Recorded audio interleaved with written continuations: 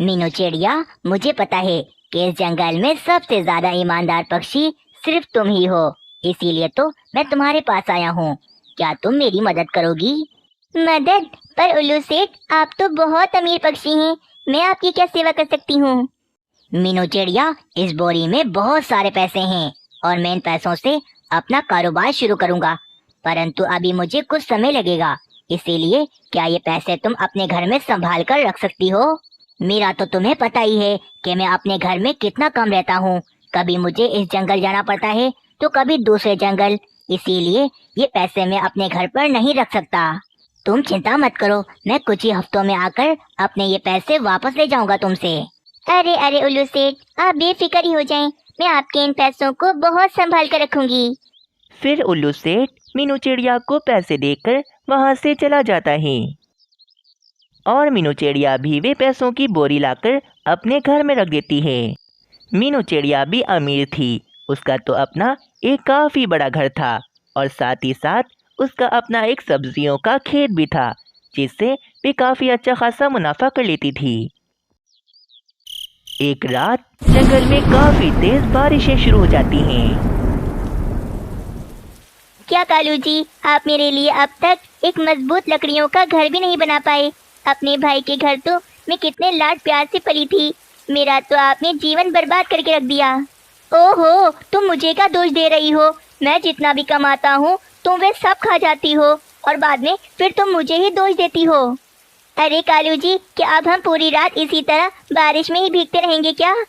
नहीं, पागल हो क्या? अगर हम इसी तरह बारिश में भीगते रहे ना तो हम तो बीमार हो जाएंगे।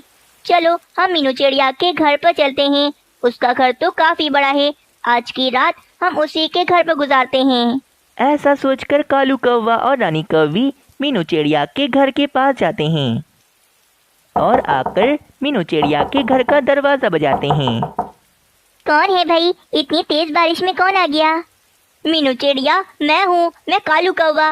मैं और रानी कौवी बारिश में भीग रहे हैं, हमारी मदद करो। फिर वे दोनों पक्षी मीनू चिड़िया के घर में आते हैं। कालू कौवे, तुम्हारा घर कहाँ गया? तुमने तो अभी कुछ ही दिनों पहले अपना घर बनाया था ना? वे घर तो इतना कमजोर बना था कि बारिश आते ही नीचे गिर के टूट गया। मीनू चिड़िया, बस आज रात के लिए मुझे और रानी को अपने घर में रख लो। अरे हाँ हाँ कालू कौवे, क्यों नहीं, आ जाओ, तुम दोनों अंदर आ जाओ। मीनू चिड़िया के कहने पर वे दोनों पक्षी अंदर आते हैं।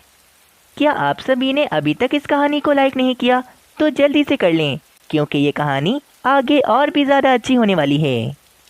कालू कौवे, रानी कौवी, तुम दोनों वहाँ पर आराम से सो जाओ और मैं और मानव चिड़ा यहाँ पर सो जाते हैं। ऐसा कहकर मीनू चिड़िया भी आराम से सो जाती है। अरे वाह कालू जी, कितना सुंदर और कितना बड़ा घर है मीनू चिड़िया का। कितना ज़्यादा मज़ा आ रहा है घर में बैठकर बाहर बारिश देखने का। काश कि ये घर हमारा होता। रानी चुप हो जाओ, अगर मीनू चिड़िया ने सुन लिया ना तो हम दोनों को अभी घर से बाहर निकाल देगी। तभी ही कालू कौवे को सामने पैसों की बोरी नजर आती है। लगता है रानी, उस बोरी के अंदर मीनू चिड़िया ने बहुत सारा भोजन रखा हुआ है। मुझे तो बहुत भूख भी लग रही है, मैं अभी वे बोरी लेकर आता हूँ। मीनू चिड़िया तो सो रही है, उसे क्या पता चलेगा। कालू कौवा वहाँ आता है और उस बोरी को उठाता है। जब वे उस बोरी को खोलता है तो इतने सारे पैसे देखकर वे तो काफी ज्यादा हैरान रह जाता है।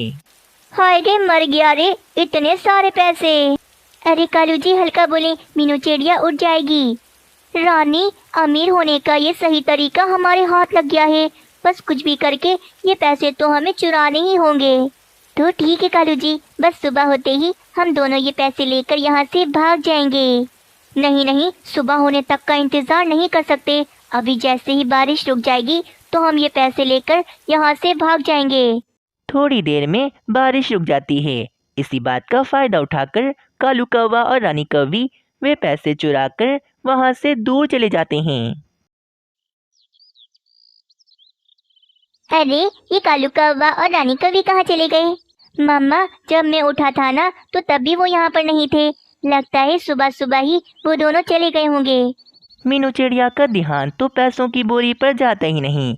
उसे तो पता ही नहीं लगता कि कालू कौवा उल्लू सेठ के पैसे चुराकर भाग गया है और अब आगे मीनू चिड़िया को उल्लू सेठ का सामना कितनी मुश्किलों से करना पड़ेगा। कुछ दिन बीतते हैं और रात दिन गुजरते हैं। एक दिन उल्लू सेठ मीनू चिड़िया के घर पर पैसे लेने आते हैं। लाओ लाओ मीनू चिड़िया, जल्दी से मेरे पैसे लाकर मुझे दे दो। और तुम्हारा बहुत बहुत शुक्रिया कि तुमने मेरे पैसे इतने दिनों तक संभाल कर रखे। हाँ हाँ उल्लू सेठ, मैं आपके पैसे बस अभी लाकर देती हूँ। मीनू चिड़िया उल्लू सेठ की पैसों की बोरी अपने घर में हर जगह ढूंढती है, पर वे बोरी तो उसे कहीं पर भी नहीं मिलती। हाय रे, मैं मर गई। कहाँ चली गई वे पैसों की बोरी? कौन ले गया चुरा कर? क्या मतलब मीनू चिड़िया, कहाँ है मेरे पैसे? मैंने तुम्हें दिए थे ना। मैं समझ गया, इतने सारे पैसे देकर तुम्हारे मन में भी लालच आ ही गया होगा और तुमने मेरे पैसे कहीं छुपा दिए होंगे और अब मुझसे झूठ बोल रही हो कि वे पैसे चोरी हो गए हैं। उल्लू सेठ, मैं आपसे झूठ क्यों बोलूंगी? मैंने आपके पैसे यहाँ घर पर ही रखे थे। न जाने आपके पैसे कहाँ चले गए। झूठ मत बोलो, इतने सारे पैसे देखकर तो अच्छे अच्छे बदल जाते हैं। तो तुम क्या हो? मुझे तो तुम पर भरोसा ही नहीं करना था। बस अभी के अभी इस घर से निकल जाओ। तुम मेरे पैसे नहीं दे सकती ना, तो अब ये घर भी तुम्हारा नहीं, अब से ये घर मेरा है। वे उल्लू सेठ जबरदस्ती मीनू चिड़िया और उसके बेटे को घर से बाहर निकाल देता है और बेचारी चिड़िया तो बहुत रोने लगती है। मम्मा मम्मा, ये क्या हो गया हमारे साथ? अब हम कहाँ जाएंगे? हमारा घर तो अब हमारा नहीं रहा। वे पैसे जिसने भी चोरी किए हैं, बिल्कुल भी अच्छा नहीं किया उसने हमारे साथ। देखना, वे भी कभी खुश नहीं रहेगा। वे पैसे उसके कभी काम नहीं आएंगे। बेचारी मीनू चिड़िया उदास होकर अपने बेटे को लेकर जंगल से दूर चली जाती है। अरे बेटी, क्या बात है? तुम इतना क्यों रो रही हो? मीनू चिड़िया सारी बात उस बूढ़े चिड़े को बताती है। तुम उदास मत हो चिड़िया, चोरी कभी छुपी नहीं जाती। देखना, वे चोर भी पकड़ा ही जाएगा। दूसरी ही ओर कालू कौवा और रानी कौवी तो इतने सारे पैसे चुराकर बहुत ज्यादा खुश हो रहे थे। बस रानी, मैंने सोच लिया है, इन पैसों को जल्द से जल्द मुझे खर्च करने होंगे, वरना हम पकड़े भी जा सकते हैं। और इसीलिए मैंने सोचा है कि उल्लू सेठ के पास तो बहुत बड़े बड़े और बहुत अच्छे अच्छे घर हैं, इसीलिए मैं उनसे कोई अच्छा सा घर खरीद लेता हूँ। तुम यहीं पर बैठी इन पैसों का ध्यान रखो। मैं अभी जंगल में जाकर उल्लू सेठ को बुला कर लाता हूँ, फिर करते हैं उनसे बात। थोड़ी ही देर में कालू कौवा उल्लू सेठ को लेकर उस गुफा में आता है। अरे कालू कौवे, क्या बात है? मुझे जंगल से इतनी दूर यहाँ गुफा में क्यों ले आए हो? उल्लू सेठ, आपके पास तो बहुत बड़े बड़े घर हैं ना, इसीलिए मुझे आपका एक बड़ा सा घर खरीदना है। पैसों की कोई चिंता मत करना, पैसे बहुत है मेरे पास।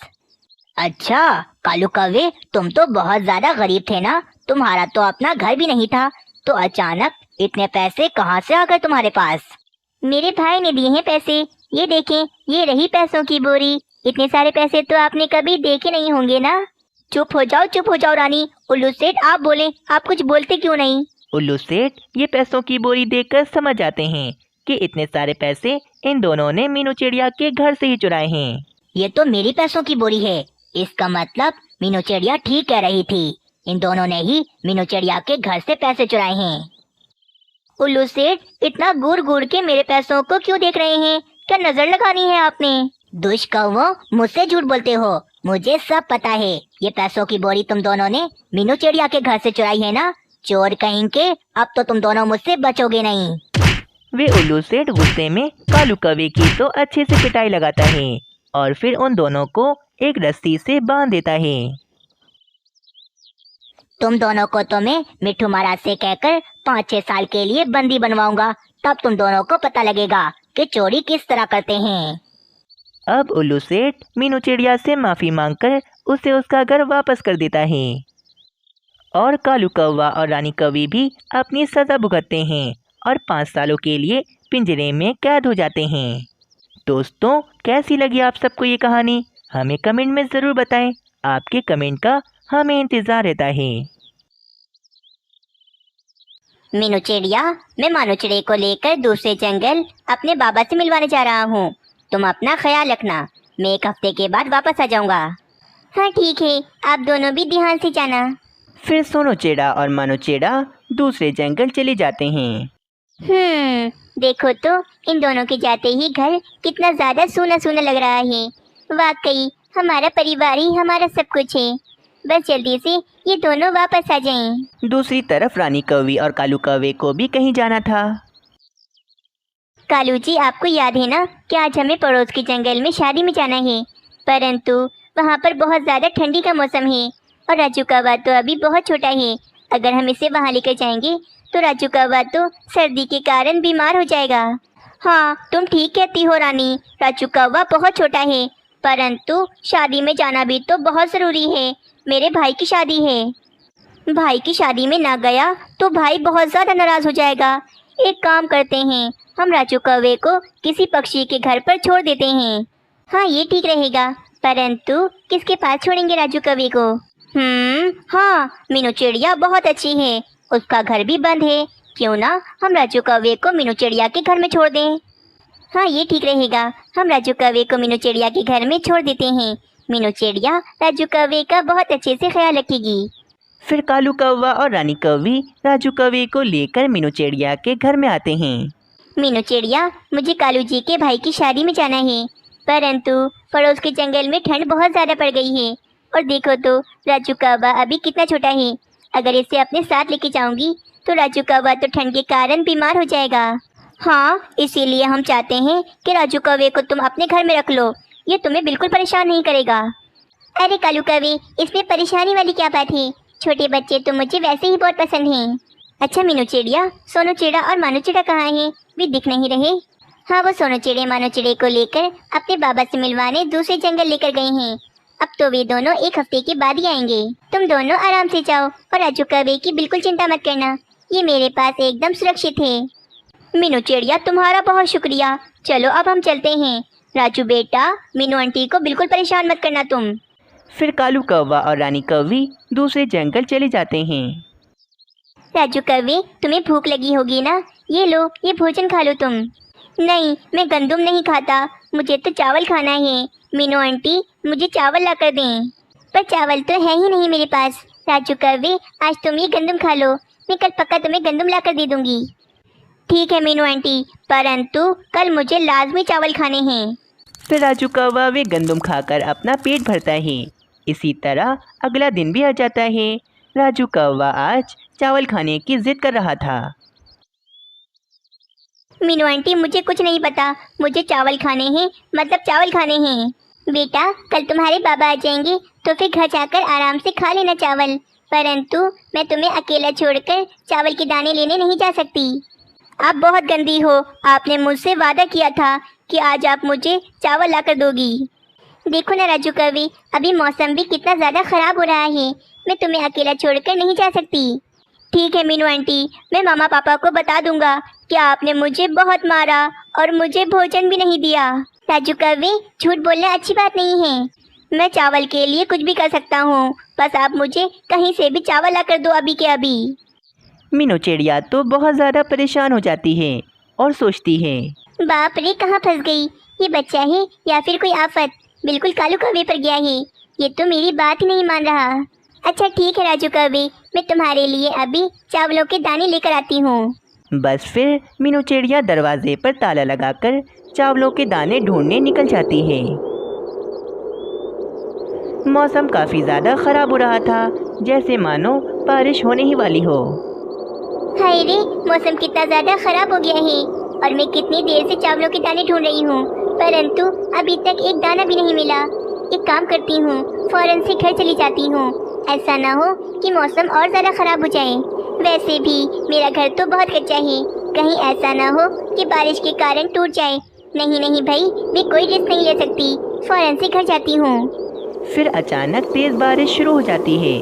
मीनू चिड़िया तेज़ी में अपने घर को जा रही थी, परंतु तेज़ हवा में उड़ती हुई टहनी आकर मीनू चिड़िया को लगती है और मीनू चिड़िया ज़मीन पर गिर के बेहोश हो जाती है।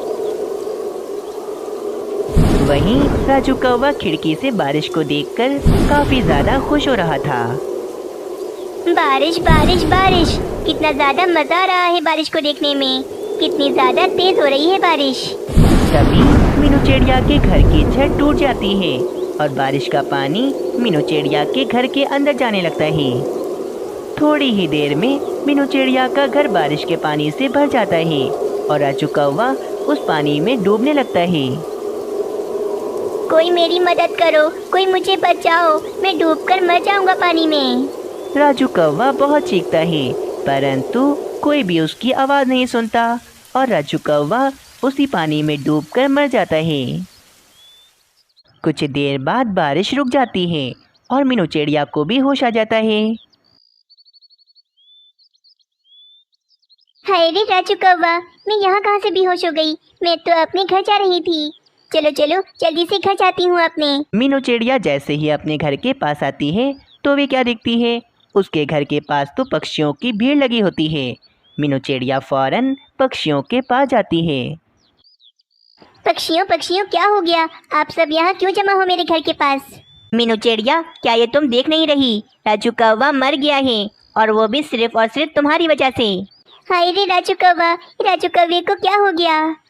पता है मीनू चिड़िया, तुम्हारे घर की छत टूट गई थी और बारिश का सारा पानी तुम्हारे घर में भर गया था, जिस कारण राजू कौवा उस पानी में डूबकर मर गया। इतनी ज़्यादा लापरवाह हो तुम, इतने छोटे बच्चे को छोड़कर तुम कहाँ चली गई थी? कुछ देर बाद वहाँ पर रानी कौवी और कालू कौवा आते हैं। जब वे दोनों राजू कौवे को मरा हुआ देखते हैं तो वे तो काफ़ी ज़्यादा परेशान हो जाते हैं। फिर मीनू चिड़िया रानी कौवी को सारी बात बताती है। मीनू चिड़िया, कातिल हो तुम मेरे बेटे की, इसकी जान ले ली तुमने, मैं तुम्हें नहीं छोड़ूंगी। मैं सब जानती हूँ, ये सब कुछ तुमने जानबूझकर किया है, परंतु अब मैं तुम्हें नहीं छोड़ूंगी। रानी कौवी, मैंने राजू कौवे को नहीं मारा, ये तो सिर्फ एक हादसा था। बस करो मीनू चिड़िया, अपनी बकवास बंद करो और मेरे साथ मिट्ठू महाराज के पास चलो, मैं तुम्हें अभी बताती हूँ। फिर रानी कौवी ज़बरदस्ती मीनू चिड़िया को लेकर मिट्ठू महाराज के पास चली जाती है। मिट्ठू महाराज, मुझे इंसाफ चाहिए, इस जालिम चिड़िया ने मेरे बेटे को मार डाला। मिट्ठू महाराज, मैंने राजू कौवे को नहीं मारा, वो सिर्फ एक हादसा था। राजू कौवा मुझसे चावल खाने की जिद कर रहा था, मैंने उससे काफ़ी मना किया, परंतु वो मेरी बात ही नहीं मान रहा था। फिर मैं राजू कौवे को छोड़कर चावल लेने चली गई। पीछे से तेज़ बारिश हो गई और एक बड़ी सी टहनी आकर मेरे सर पर आ गिरी, जिस कारण मैं बेहोश हो गई थी वहाँ पर। और वहीं दूसरी तरफ मेरे घर की छत टूटने से मेरे घर में पानी भर गया और राजू कौवा उस पानी में डूबकर मर गया। अब आप बताएं तो इसमें मेरी क्या गलती है? नहीं नहीं मिट्ठू महाराज, इस चिड़िया को सजा दें, इसने जानबूझकर मेरे साथ ऐसा किया है। बस करो रानी, ये एक हादसा ही है। मैं जानता हूँ कि राजू कौवा एक बार जिद पर आ जाए तो वे किसी की भी नहीं सुनता था। रानी कौवी, ये एक हादसा था, मीनू चिड़िया निर्दोष है, इसमें इसकी कोई गलती नहीं। फिर मिट्ठू महाराज मीनू चिड़िया को जाने देते हैं। तुम्हें छोड़ूंगी नहीं मीनू चिड़िया, तुम्हारे पूरे परिवार को बर्बाद कर दूंगी। रानी, इसमें मीनू चिड़िया की कोई गलती नहीं, माना कि वे मेरा भी बेटा था, परंतु मैं हमेशा सच का साथ दूंगा। कुछ दिन गुजर जाते हैं। रानी कौवी ने 2 अंडे दिए थे, सब कुछ ठीक हो जाता है, परंतु रानी कौवी अभी तक बदले की आग में जल रही थी।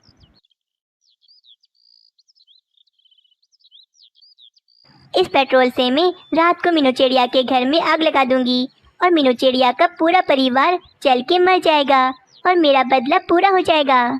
चलो अभी इस पेट्रोल को मैं कहीं छुपा देती हूँ, अगर कालू जी आ गए तो वो मुझे ऐसा नहीं करने देंगे। फिर रानी कौवी उस पेट्रोल के भारी कैन को उठाकर कहीं छुपाने का सोच रही थी, परंतु वे भारी कैन रानी कौवी के पंजों से फिसलकर नीचे ज़मीन पर गिर जाता है और सारा पेट्रोल रानी कौवी के घर में फैल जाता है।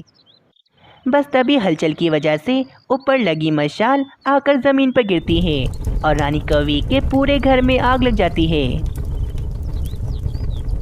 बाप रे, ये क्या हो गया? मेरे ही घर में आग लग गई, फौरन से यहाँ से भागना होगा, वरना मैं भी इस आग में जलकर मर जाऊंगी। फिर रानी कौवी जैसे कैसे अपने घर से बाहर आती है और रानी कौवी का घर जल के भस्म हो जाता है, परंतु रानी कौवी के दिए हुए 2 अंडे उसी आग में जलकर ख़त्म हो जाते हैं। कालू कौवे को जब ये पता लगता है कि ये सारा कुछ रानी कौवी की वजह से हुआ है तो कालू कौवा तो काफ़ी ज़्यादा गुस्सा होता है। रानी, मैं चाहूँ तो तुम्हें अभी के अभी बंदी बनवा सकता हूँ। तुम्हारे काले करतूतों की वजह से मेरे अंडे जल गए और मेरा घर भी जल गया। बस बहुत हो गया, मैंने सोच लिया है कि आज के बाद मैं तुम्हारे साथ कभी नहीं रहूँगा। मैं जा रहा हूँ तुम्हें छोड़कर, हमेशा हमेशा के लिए। कालू जी मुझे माफ कर दें, मुझे माफ कर दें। मैं आज के बाद ऐसा कभी नहीं करूँगी। कालू कौवा रानी कौवी की एक बात नहीं सुनता और रानी कौवी को हमेशा हमेशा के लिए छोड़कर अपने भाई के पास दूसरे जंगल चला जाता है। और इस तरह रानी कौवी को अपने गलत कामों की सज़ा मिल जाती है और रानी कौवी के पास अब कुछ भी नहीं बचता।